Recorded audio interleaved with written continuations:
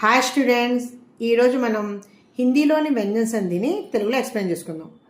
కాటు హా వరకు గల వర్ణాలను లేదా అక్షరాలను వ్యంజన్ అంటారు. చాలామంది ఈ వ్యంజన సంధిని డిఫికల్టీగా ఫీల్ అవుతారు, కానీ ఈ వీడియో మీరు స్కిప్ చేయకుండా చివరి వరకు చూస్తే చాలా ఈజీగా అర్థమవుతుంది. వ్యంజన సంధికు 3 భాగోं में बांटा जाता है. వ్యంజన సంధిని 3 భాగాలుగా విభజిస్తారు. ఒకటి ఫస్ట్ వన్ వ్యంజన్ స్వర్, సెకండ్ వన్ స్వర్ వ్యంజన్, థర్డ్ వన్ వ్యంజన్ వ్యంజన్. వ్యంజన్ స్వర్ అంటే జగదీష్ ఉందనుకోండి, జగత్ ప్లస్ ఈష్. జగత్లో చివరి అక్షరం తా, ఈష్లో మొదటి అక్షరం ఈ. ఈ తా అనేది వ్యంజన్, ఈష్లో ఈ అనేది స్వర్. వ్యంజన్ స్వర్, అందుకే వ్యంజన్ ప్లస్ స్వర్ కలిస్తే జగదీష్. స్వర్ ప్లస్ వ్యంజన్ అంటే ఆ నుంచి ఔ వరకు గల అక్షరాలు. చూడండి, ఆ అనేది స్వర్ ప్లస్ ఛన్, ఛన్నలో వ్యంజన్. స్వర్ ప్లస్ వ్యంజన్, ఆ ప్లస్ ఛన్న ఆ ఛన్.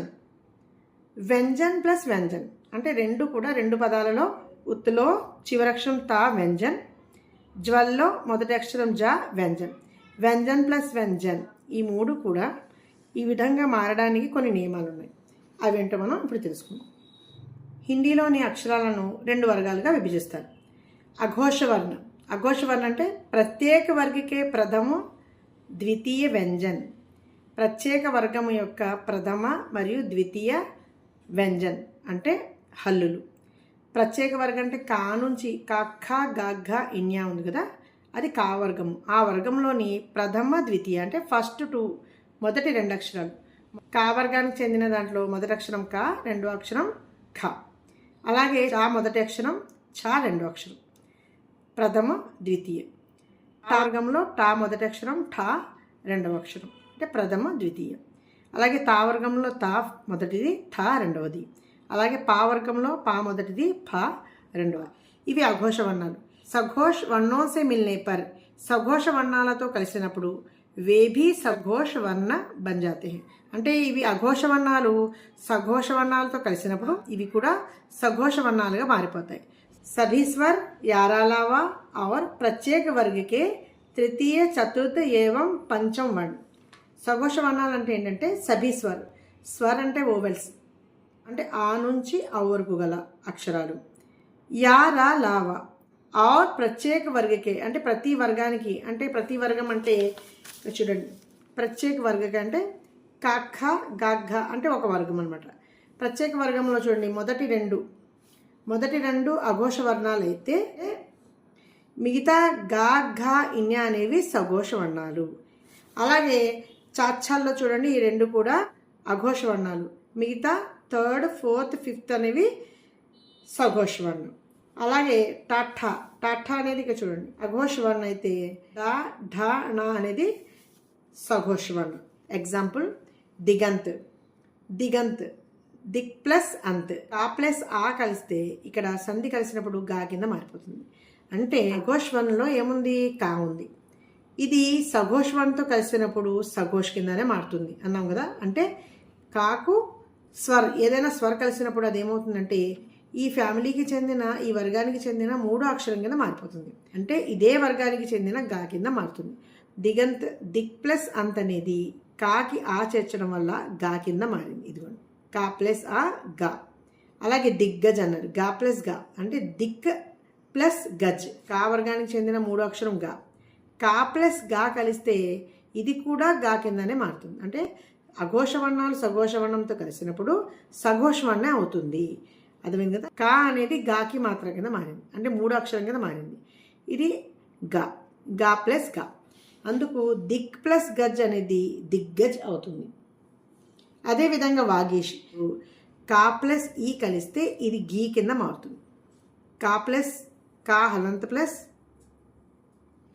ఈ, కా ప్లస్ ఈ అనేది గీ అయ్యింది. అందుకు వాక్ ప్లస్ ఈష్ వాగేష్. నాసికీకరణ మొదటి నియమము. యది మాకే బాత్ కోయి స్పర్శ వ్యంజన్ వర్ణ కా చా టా తాప ఆయేతో.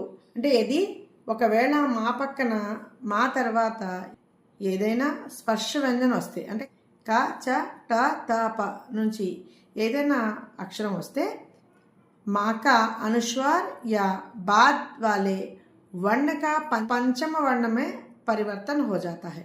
అంటే నాసిక్య వ్యంజన అంటే ప్రతి వర్గానికి చెందిన చివరి వర్ణాలను నాసిక్య వ్యంజన అంటారు. ఞ ఞ ణ న మ అనునవి నాసిక్య వ్యంజన. అంటే ఒకవేళ మా తర్వాత కానీ ఏదైనా క చ ట త ప అనే వర్ణం వస్తే మా ఏమవుతుందంట అనుస్వర్ కింద మారుతుంది. అంటే సౌండ్ వస్తుంది, అనుస్వర్ కింద మారుతుంది. లేదా ఏ వర్ణం అయితే వచ్చిందో దానికి సంబంధించిన చివరి వర్ణం వస్తుంది. ఇప్పుడు కా వర్గానికి చెందిన చివరి అక్షరం ఏంటి? ఇඤ. చా వర్గానికి చెందిన చివరి అక్షరం ఏంటి? ఇඤ. అలాగే టాకు సంబంధించిన చివరి వర్ణం ఏంటి? అణ. టాకు సంబంధించిన చివరి వర్ణం ఏంటంటే నా. పాకు సంబంధించింది మా. అంటే వీటికి సంబంధించిన చివరి అక్షరాలు వస్తాయి. పరివర్తన హో జాతా అంటే పరివర్తన చెందుతాయి. ఒకవేళ మా తర్వాత కానీ ఏదైనా స్పర్శ వ్యంజనం వస్తే మా ఏమవుతుంది? అనుస్వార్ కింద మారుతుంది, లేదా ఈ వర్గానికి చెందిన చివరి అక్షరం కింద మారుతుంది అని అర్థం. చూడండి ఎగ్జాంపుల్స్ చూస్తే మీకు అర్థమవుతుంది. మా ప్లస్ కా. మా హలంత్ అంటే మా సగం అనమాట. మా పక్కన కా అనే వ్యంజనం వచ్చిందనుకోండి, ఇప్పుడు ఇది ఎలా మారుతుంది? దీనికి ఉన్న నియమం ఏంటి? ఇది అనుస్వార్ కింద మారాలి, లేదా ఈ వర్గానికి చెందిన చివరి అక్షరం రావాలి. చూడండి, షం ప్లస్ కర్. షంలో మా హలంత్, మా వ్యంజనం ఉంది. కర, ఇక్కడ కర్లో మొదటి అక్షరము కా ఉంది. మా తర్వాత కా వస్తే ఈ మా అనుస్వర్ కింద మారాలి, లేదా ఈ కా వర్గానికి చెందిన చివరి వర్ణం ఏంటి? ఇంగ. మా పక్కన కా ఉంది కాబట్టి దీనికి సంబంధించిన 5వ అక్షరం మాకు బదులుగా వస్తుంది. ఇప్పుడు చూడండి, శంకర్ కదా, ఈ మాకు బదులుగా ఏం రావాలి? దీనికి సంబంధించిన 5వ అక్షరం రావాలి. అంటే షం, ఇంగ, షంగ, శంకర్, శంకర్, యా శంకర్, ష అనుస్వర్ కర్. ఇలాగైనా రాయవచ్చు, ఇలాగైనా రావచ్చు. ఇక్కడ మారిన అక్షరం ఏంటి? మాకు బదులుగా ఇంగ వచ్చింది. అలాగే మా ప్లస్ చ. మా తర్వాత కానీ చా వస్తే చాకి సంబంధించిన నాసిక్య వ్యంజనం ఏంటి? ఇన్య. అంటే మా ఇన్యా కింద మారాలి, లేదా అనుస్వర్ కింద మారాలి. చూడండి, సమ్ చై అని ఇచ్చాడు ఎగ్జాంపుల్. సమ్, మా పక్కన ఏమొచ్చింది? చా. మా పక్కన చా వస్తే చాకి సంబంధించిన 5వ వర్ణము నాసిక్య వర్ణం ఏంటి? ఇన్య.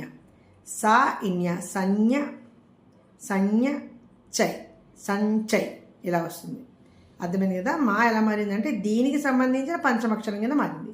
సంచై లేదా యా సంచయ్. సా అనుస్వర్, చా ప్లస్ యా. సంచయ్ ఇలాగైనా రాయొచ్చు, లేదా సంచయ్ ఈ విధంగా అయినా రాయవచ్చు. అంటే ఇక్కడ మారిన నాసిక్య వ్యంజనం ఏంటంటే ఇన్యా కింద మారింది. మా ఏ విధంగా మారిందంటే చా వర్గానికి చెందిన నాసిక్య వ్యంజనం కింద మారింది. అలాగే మా హలంత్ ట.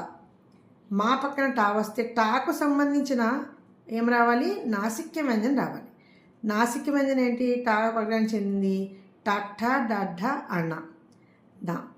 ఇది టా వర్గానికి చెందిన పంచమాక్షరము. నాసిక్య వ్యంజనం ఏంటంటే అణ. అంటే మాకు బదులుగా ఇక్కడ ఏం రావాలి? నా రావాలి. మాకి హలంత్ ఉంది కాబట్టి నా ఎంపి చేయాలి, సగం రాయాలి. కం ప్లస్ ఠా అని ఇచ్చాడు అనుకోండి, మాకి బదులుగా ఏం రావాలి? ఇక్కడ ఠా వర్గానికి చెందిన నాసిక్య వ్యంజన్ అణ. కానీ మా సగం ఉంది కాబట్టి ఈ అణ కూడా సగమే రాయాలి. కంఠ, కంఠ లేదా యా కంఠ. కా అనుస్వర్ ఠ. అణ పెట్టైనా రాయొచ్చు, అనుస్వర్ పెట్టైనా రాయొచ్చు. మా ప్లస్ తా. మా తర్వాత తాగిన వస్తే తా వర్గానికి చెందిన 5వ అక్షరం ఏంటి? 5వ వర్ణం ఏంటంటే నాసిక్య వ్యంజన నా. కానీ ఇక్కడ మాకి హలంత్ ఉంది కాబట్టి దీనికి సంబంధించిన 5వ అక్షరానికి కూడా సగం కింద రాసుకోవాలి, సగమే రాయాలి. అంటే దమ్ కాబట్టి ఈ మా హలంత్కి బదులుగా ఏం రాయాలి? దీని పంచమాక్షరము నా సగం రాయాలి. అర్థమైంది కదా? దమ్ ప్లస్ తా దంత్, యా దంత్, దా అనుస్వర్ తా. ఈ విధంగా రాయొచ్చు, లేదా ఈ విధంగా రాయొచ్చు. మా ప్లస్ పా వచ్చిందనుకోండి, పాకి సంబంధించిన పంచమాక్షరం నాసిక్య వ్యంజనం ఏంటంటే మా. మా ఎలాగా ఉంది? పాకి సంబంధించిన 5వ వర్ణము నాసిక్య వ్యంజనం కూడా మా కాబట్టి సం ప్లస్ పత్తి, సంపత్తి. మా సగమే రాసుకున్నాం. లేదా సా అనుస్వర్ పత్తి, సంపత్తి. ఈ విధంగా రాసుకోవాలి. ఇప్పుడు సెకండ్ రూల్. మాకే బాద్ అంతస్త్. అంతస్త్ అంటే యారా లావా. యారా లావా అనే అక్షరాలను అంతస్త్ అంటారు. ఆర్ ఊష్మ. ఊష్మ అంటే షే, షా సాహా, షే ఇక్కడ సా రాంగ్ పడింది. शेष साह ये तो निश्चित रूप से अनुस्वार में बदल जाता है. మా కానీ ఉండి మా తర్వాత యారా లావా కానీ షేష సాహా కానీ వస్తే అది ఖచ్చితంగా మా అనేది ఖచ్చితంగా అనుస్వార్లో మారిపోతుంది. ఎగ్జాంపుల్ చూద్దాం. సా మా మా హలంత్ ప్లస్ యా ఉంది అంటే యారా లావా అంతస్తులో యారా లావా. ఈ నాలుగింట్లో నుంచి ఈ 4 అక్షరాల నుంచి అంతస్తు నుంచి ఏదైనా ఒక అక్షరం ఉంటే మా తర్వాత ఉంటే ఖచ్చితంగా మా అనుస్వర్ కింద మారుతుంది. మాకు బదులుగా ఏమొస్తుంది ఇక్కడ అనుస్వర్ వస్తుంది. సమ్ ప్లస్ యోగ్ సంయోగ్. అలాగే సమ్ రిప్ మాకు హలంత్ ఉండాలి, ఇక్కడ కూడా హలంత్ ఉండాలి. సమ్ రిప్ మా తర్వాత ఏముంది రా ఉంది. యారా లావా అంతస్తులో రా ఉంది. రా ఉంది కాబట్టి మా తర్వాత రా ఉంటే ఖచ్చితంగా మా ఎలా మారుతుంది అనుస్వర్ కింద మారుతుంది. సమ్ ప్లస్ రిప్ సమ్ రిప్. సమ్ ప్లస్ వాద్ యారా లావాలో వా ఉంది కదా, వాకి ముందు మా ఉంటే ఖచ్చితంగా మా అనుస్వర్ కింద మారుతుంది. సమ్ ప్లస్ వాద్ సంవాద్. అదేవిధంగా సంవిధాన్. సమ్ ప్లస్ విధాన సంవిధాన్. మా ఏమైంది ఇక్కడ యారా లావాలు వస్తే ముందు మాగానే ఉంటే ఖచ్చితంగా మా అనుస్వర్ కింద మారుతుంది అంతే. మా అనేది ఏమవుతుంది అనుస్వర్ కింద మారింది అంతే. సంయోగ్ సంయోగ్. సంరిప్ సంరిప్. మా అనేది అనుస్వర్ కింద మారింది. సంవాద్ ఇక్కడ కూడా మా అనుస్వర్ కింద మారింది. సంవాద్. సంవిధాన్ సంవిధాన్. ఇది నెక్స్ట్ షే ష సాహ అనేవి ఊష్మ వ్యంజన్. సమ్ ప్లస్ సార్. సా అనేది ఇక్కడ సా ఉంది కదా, ఇది ఊష్మ. మా తర్వాత సా ఉంటే ఇక్కడ కూడా మా ఎలా మారుతుంది అంటే మా అనుస్వర్ కింద మారుతుంది. సమ్ ప్లస్ సార్ సంసార్. సమ్ హార్. ష ష సా హా. హా ఉంది కదా, మా తర్వాత హాగానే ఉంటే ఖచ్చితంగా మా ఎలా మారుతుంది అనుస్వర్ కింద మారుతుంది. సమ్ ప్లస్ హార్ సంహార్. ఇవి యారా లావా శేష సాహాలు మా తర్వాత వచ్చేయండి వస్తే కానీ ఖచ్చితంగా మా అనేది అనుస్వర్ కింద మార్చి రాసుకోవాలి. థర్డ్ రూల్, 3వ నియమము. यदि वर्ग के पहले वर्ण का यानी का चाटा तापा के परे नासिक व्यंजनों के यानी इञ्ञा इञ्ञा अणा ना मा आने से उनका परिवर्तन अपने वर्गीय नासिक व्यंजनों में होता है. ఒకవేళ ఆ చాట తాపలు ఈ మొదటి అక్షరాల తర్వాత నాసిక్య వ్యంజనాలు ఏమైనా వచ్చాయనుకోండి, అంటే జ్ఞ ఇజ్ఞ అణ నామ అనేవి వస్తే కానీ వాటి మార్పు ఏ విధంగా జరుగుతుందంటే ఈ వర్గానికి చెందిన పంచమాక్షరాలు మారిపోతుంది. అంటే ఏ వర్గం అయితే ఉందో అదే ఆ వర్గానికి చెందిన పంచమాక్షరాలు మారిపోతుంది. చూడండి ఇక్కడ ఎగ్జాంపుల్ చూడండి. కా ప్లస్ మా అంటే కాకి సంబంధించిన పంచమాక్షరం కాదు ఇది. నాసిక్య వ్యంజనాల్లో ఏదో ఒక నాసిక్య వ్యంజనం వస్తే కాకి సంబంధించింది అక్కర్లేదు. కా తర్వాత వేరే వర్గానికి చెందిన పంచమాక్షరం వస్తే ఇది ఎలా మారుతుంది? Walk plus my. కా తర్వాత మా గాని వచ్చింది అంటే ఏదో వేరే వర్గానికి చెందిన పంచమాక్షరం వస్తే ఇక్కడ ఈ వర్గానికి చెందిన పంచమాక్షరం నాసిక్య వ్యంజనం రావాలి. అర్థమైంది కదా?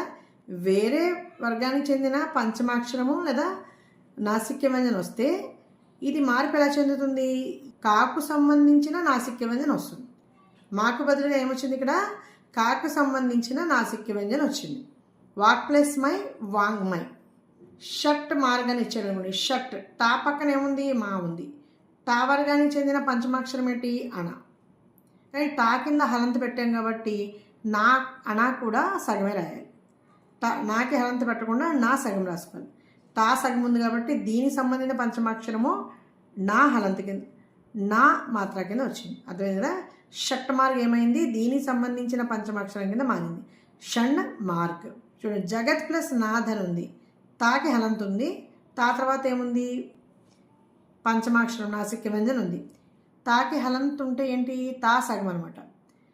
అదేవిధంగా ఇది పంచమాక్షరంలో మారాలి కదా. దీనికి సంబంధించిన నాసిక్య వ్యంజనం ఏంటి? నా. తా సగం ఉంది కాబట్టి నా కూడా సగమే రాసుకోవాలి. జగత్ ఏమవుతుంది? ఇక్కడ జగన్ కింద మారింది.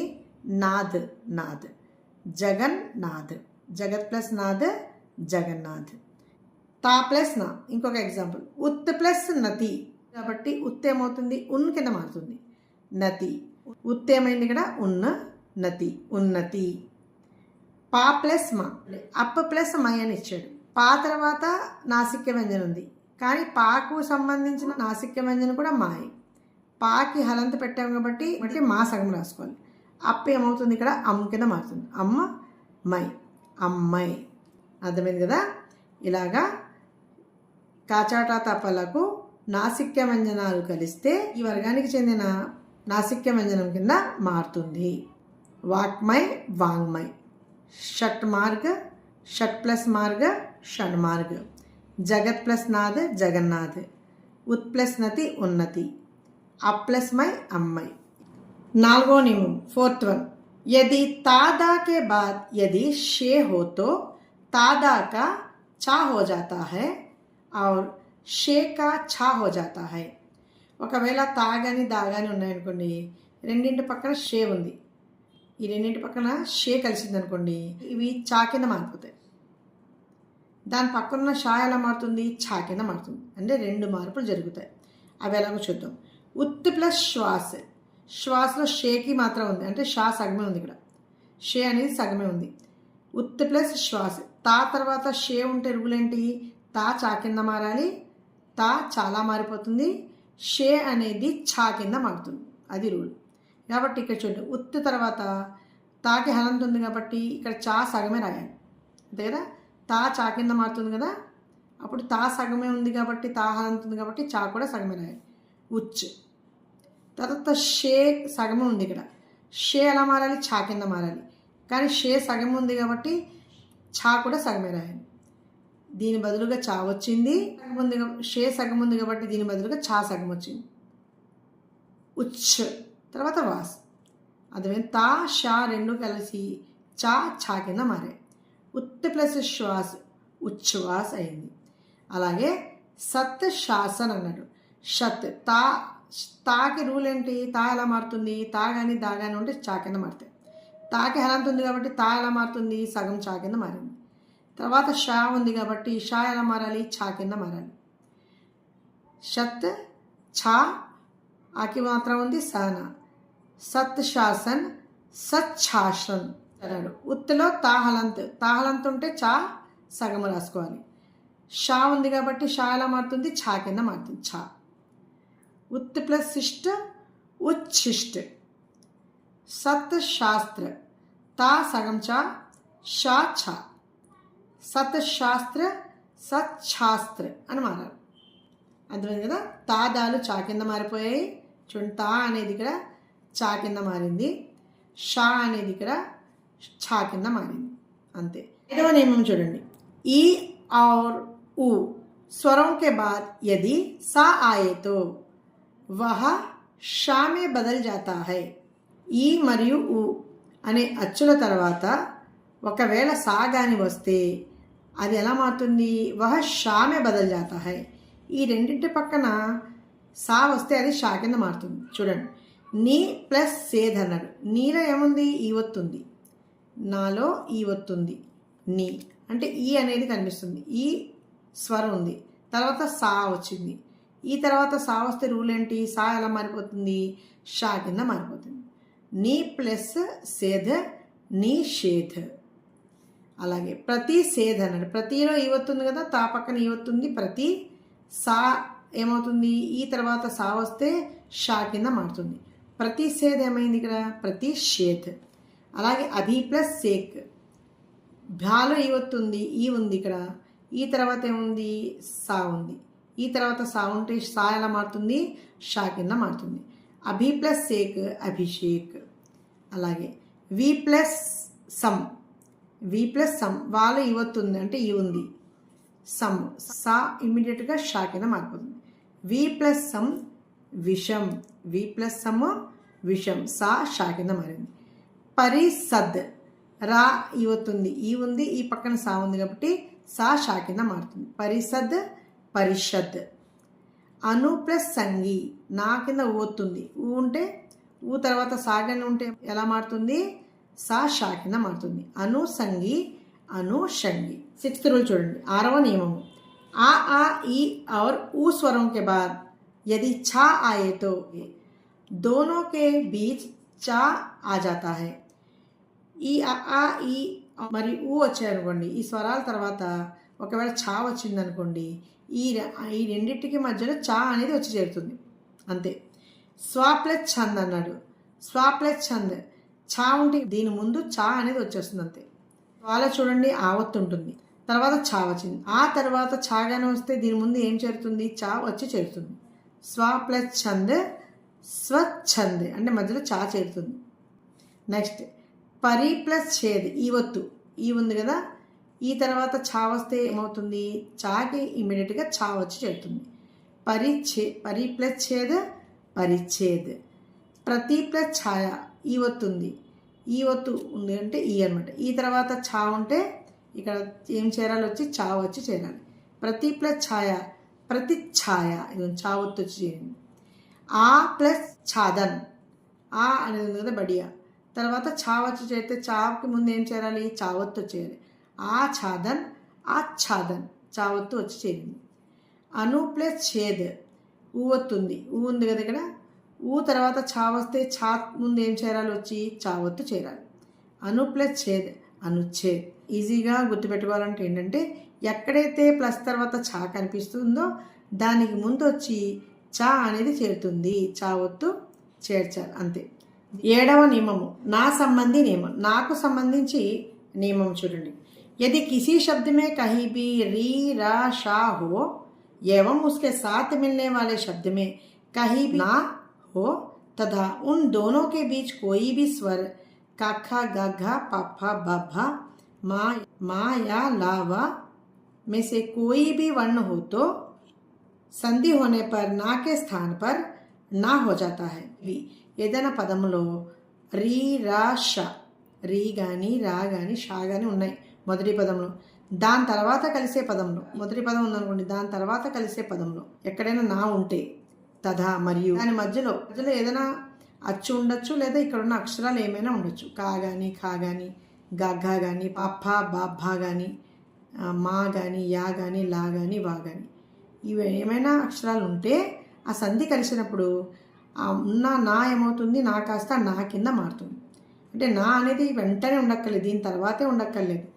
ఈ పదములు ఎక్కడైనా మధ్యలో ఉండొచ్చు, దాని ముందు మా కానీ ఉండొచ్చు, ఇక్కడ ఉన్న అక్షరాలు ఏ అక్షరమైనా ఉండొచ్చు. చూడండి ఎగ్జాంపుల్ ఉదాహరణ. పరి ప్లస్ మాన్. పరిలో రా ఉంది కదా, ఇక్కడ మొదటి పదంలో రా ఉందా? రా. తర్వాత కలిసే పదంలో ఏముంది? ఇక్కడున్న పదాలు ఇక్కడున్న అక్షరాల్లో ఏదో అక్షరం ఉండాలి. చూడండి ఇక్కడ మా ఉంది, రా తర్వాత మా కలిసింది అనుకోండి, కలిసినప్పుడు ఈ పదంలో నా ఉందనుకోండి, ఇలా కలిసినప్పుడు నా అనేది నా కింద మారిపోతుంది. పరి ప్లస్ మాన్ ఏమవుతుందంటే పరిమాన్ అవుతుంది. ఎందుకంటే రా తర్వాత ఇక్కడున్న అక్షరాలలో ఏ అక్షరమైనా కలిస్తే ఇక్కడ ఈ పదంలో ఉన్న నా ఆ నా కింద మారుతుంది. అదేవిధంగా పరిణామ్ అన్నాడు. పరిలో రా ఉంది, నా ఎక్కడైనా ఉండొచ్చు, ఇప్పుడు ముందుంది. రా తర్వాత నా వెంటనే ఉంది, కానీ ఒక పదములో రా తర్వాత కలిసే పదంలో నా కానీ ఉంటే అది అనా కింద మారుతుంది. పరి ప్లస్ నామ్ ఏమవుతుందంటే పరిణామ్ అవుతుంది. నా ఏమవుతుంది? నా కింద మారుతుంది పరిణామ్. నెక్స్ట్ ప్రాలో రావస్తుంది అంటే రా, ఈ రా ఉంది. నెక్స్ట్ ఏమొచ్చింది? వెంటనే మాన్ వచ్చింది. మాన్ అంటే పక్కనున్న పదంలో నా ఉంటే ఎలా మారాలి? అనా కింద మారాలి. రా తర్వాత ఉన్న పదంలో నా ఎక్కడైనా ఉంటే దాని ముందు మా కానీ అక్షరాలు కానీ ఏమైనా ఉన్నట్లయితే వెంటనే నా అనా కింద మారుతుంది. ప్రా ప్లస్ మాన్ ప్రమాణ్. రామ్ ప్లస్ అయన్ రామాయణ్. భూష్ ప్లస్ అన్ భూషణ్. క్రిష్ ప్లస్ నా కృష్ణ. సోష్ ప్లస్ అన్న. షా ఉంది, షా తర్వాత కలిసిన పదంలో నా ఉంది. సోష్ ప్లస్ అన్న శోషన్. విష్ ప్లస్ ను అన్నాడు. షా తర్వాత నా ఉంది, నా ఎలా మారుతుంది? నా కింద మారుతుంది. విష్ ప్లస్ ను విష్ణు. త్రిష్ ప్లస్ నా. షా ఉంది కాబట్టి షా తర్వాత వచ్చిన నా ఎలా మారాలి? అనా కింద మారాలి. త్రిష్ ప్లస్ నా తృష్ణ. రీ పక్కన నా వస్తే ఏమవుతుంది? నా అనా కింద మారుతుంది. రీ ప్లస్ నా రెణ్. హర్ ప్లస్ నా భరణ్. హర్ ప్లస్ నా హరణ్. నాకు సంబంధించి నియమం ఈ విధంగా ఉంటుంది. 8వ నియమము 8th రూల్. తాకి సంబంధించే 5 నియమ హై. తాకు సంబంధించి 5 నియమాలు ఉన్నాయి. అవి ఏంటంటే తా తర్వాత చాచ్చా కానీ జాఝా కానీ టాఠా కానీ డాఠా కానీ లా కానీ వస్తే చూడండి. తా తర్వాత చాచ్చా ఏమైనా వచ్చి చేరిందనుకోండి, మొదటి పదంలో తా చివరి అక్షరం ఉందనుకోండి, తా తర్వాత చాచ్చాలు ఏమైనా వచ్చి చేరితే ఈ చాచ్చాకి రెండిట్లో పెద్దదేంటి చా. ఈ రెండిట్లో ఏదున్నా సరే చా వచ్చి ముందు చేరుతుంది. అదేవిధంగా జార్ఝాలు ఉన్నాయనుకోండి, జార్ఝాల్లో జా పెద్దది కాబట్టి ఈ 2 అక్షరాలు ఏమున్నా సరే జా ఒత్తు వచ్చి చేరుతుంది. అలాగే టాఠాల్లో టా పెద్దది, ఈ టాఠాల్లో ఏమున్నా సరే టా ఒత్తు వచ్చి చేరుతుంది. డాఠాల్లో రెండిట్లో డా పెద్దది కాబట్టి డా ఒత్తు వచ్చి చేరుతుంది. లా ఉందనుకోండి, తా తర్వాత లా కింద మారుతుంది. చూడండి ఎగ్జాంపుల్ చూడండి. ఉచ్చారణ్ అన్నాడు. ఉచ్చారణలో ఉత్ ప్లస్ చారణ్. తాకి హలంతుంది, తాకి హలంతుంది సగం తీసుకున్నాం. ఉత్ తర్వాత చా ఉంది కాబట్టి రూల్ ఏంటి, చాచ్చాలు ఏమున్నా సరే తా తర్వాత చాచ్చాలు ఏమున్నా సరే చా ఒత్తు వచ్చి చేరుతుంది. ఇక్కడ తాకి బదులు ఏమవుతుంది, ఇది చా కింద మారుతుంది. తా ఏమవుతుంది, చా కింద మారుతుంది. తా ఎలా మారింది, ఇక్కడ చా కింద మారింది. తాకి హలంతుంది కాబట్టి చా సగమే రాసుకోవాలి. ఉత్ ప్లస్ చారణ్ ఉచ్చారణ్. అలాగే జగత్ ఛాయ అన్నాడు. తా హలంతుంది, ఇక్కడ తా తర్వాత ఛా ఉంది కాబట్టి రూల్ ఏంటి, తా తర్వాత చాచ్చాల్లో ఏమున్నా సరే చా ఒత్తు కింద మారుతుంది తా. ఈ జగత్కి తా హలంతుంది కదా, తా హలంతుందంటే ఏంటి అంటే చా ఒత్తు కింద మారుతుంది. జగత్ ఏమవుతుంది, జగత్ అయిపోయింది. జగత్ ఛాయ, జగత్ ప్లస్ ఛాయ జగత్ ఛాయ. తా ఒత్తు ఏమైంది, ఇక్కడ చా కింద మారింది. నెక్స్ట్ సత్ చరిత్ర. తా పక్కన చా ఉంటే ఏమి ఉండాలి, ఇక్కడ తల వచ్చాయి కాబట్టి చా కింద మారుతుంది. సత్ సత్ ఏమవుతుంది, సచ్ అయిపోతుంది. సచ్ చరిత్ర, సత్ ప్లస్ చరిత్ర సత్ చరిత్ర. అర్థమైంది కదా. తా చా కింద మారిపోయింది. తాకి హలంతుంది కాబట్టి చా సగమే రాసుకుంటాం. అలాగే ఉత్ ఛల్ అన్నాడు. తా ఎలా మారింది, చా కింద మారింది. తాకి హలంతుంది కాబట్టి చా కూడా సగమే రాయాలి. ఉత్ ప్లస్ ఛల్ ఉచ్ఛల్. అర్థమైంది కదా. ఇక్కడ చాచ్చాలు ఏమొచ్చినా సరే దాని ముందు తా ఉంటే తా అనేది చా కింద మారిపోయింది, చా ఒత్తు కింద మారుతుంది. నెక్స్ట్ జాఝా. తా తర్వాత జాఝాలు ఉన్నాయనుకోండి. సత్ ప్లస్ జన్ అన్నాడు. జా ఉంటే తా ఏమవుతుంది, జా కిందనే మారుతుంది.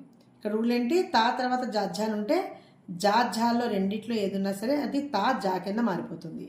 ఇక్కడ సత్ ప్లస్ జన్ జా ఉంది కాబట్టి తా ఏమైంది, జా కింద మారింది. తాకి హలంత్ ఉంది కాబట్టి జా సగమే రాసుకోవాలి. సత్ ప్లస్ జన్ సజ్జన్. నెక్స్ట్ జగత్ జనని. తా తర్వాత జా ఉంది, జా ఉంటే ఏమవుతుంది, జా ముందున్న తా జా కింద మారుతుంది. అది కూడా తాకి హలంత్ ఉంది కాబట్టి జా ఒత్తు అవుతుంది. జగత్ ప్లస్ జనని జగత్ జనని. అర్థమైంది కదా. ఈ జా అనేది తా అనమాట. తా జా కింద మారింది, జా ఒత్తు కింద మారింది. ఉత్ జ్వల్. తాకి హలంత్ ఉంది కాబట్టి జా ఒత్తు జ్వల్. ఉత్ ప్లస్ జ్వల్ ఉజ్వల్. తా తర్వాత టాఠాలు వచ్చాయనుకోండి. టాఠాల్లో పెద్దది ఏంటంటే టా. బహుత్ టీకా. బహుత్ ప్లస్ టీకా. తాకి హలంత్ ఉంది, తా పక్కన టా వచ్చింది కాబట్టి తా ఎలా మారుతుంది, టా వచ్చినా టా వచ్చినా టా కింద మారుతుంది. తా అనేది టా కింద మారిపోతుంది. తా తర్వాత టా వచ్చింది కాబట్టి ఈ తా కూడా టా కింద మారుతుంది. బహుత్ ప్లస్ టీకా బహుట్ టీకా. ఉత్ ప్లస్ డయన్. ఇది డాఢాల్లో డా పెద్దది కాబట్టి ఈ రెండింట్లోని తా తర్వాత ఈ రెండింట్లోంచి ఏది వచ్చినా సరే తా డా కింద మారుతుంది. చూడండి, ఉత్ ప్లస్ డయన్. తాకి హలంత్ ఉంది కాబట్టి డాకి హలంత్. ఉత్ ప్లస్ డయన్ ఉడ్డయన్. అదేవిధంగా లా. ఇక్కడ లా ఒక్కటే ఉంటుంది. లా ఉందనుకోండి, తా తర్వాత లా ఉంటే తా కూడా లా కింద మారిపోతుంది. ఉత్ ప్లస్ లేఖ్. తాకి హలంత్ ఉంది కాబట్టి లా కింద మారింది, లా ఒత్తు. తా లా కింద మారిపోయింది. ఇక్కడ హలంత్ ఉంది కాబట్టి లా సగమే రాసుకోవాలి. ఉత్ ప్లస్ లేఖ ఉల్లేఖ్. ఉత్ ప్లస్ లాస్ ఉల్లాస్. అలాగే తత్ ప్లస్ లీన్. లాకి ముందర తా ఉంటే ఈ తా లా కింద మారింది, తాకి హలంత్ కాబట్టి లా ఒత్తు. తత్ ప్లస్ లీన్ తల్లీన్. ఇవ్వండి వ్యంజన సంధి యొక్క నియమాలు. ఓకే స్టూడెంట్స్, ఈ వీడియో కానీ మీకు నచ్చినట్లయితే లైక్ చేయండి, షేర్ చేయండి, వీలైతే కామెంట్ కూడా చేయండి. Thank you.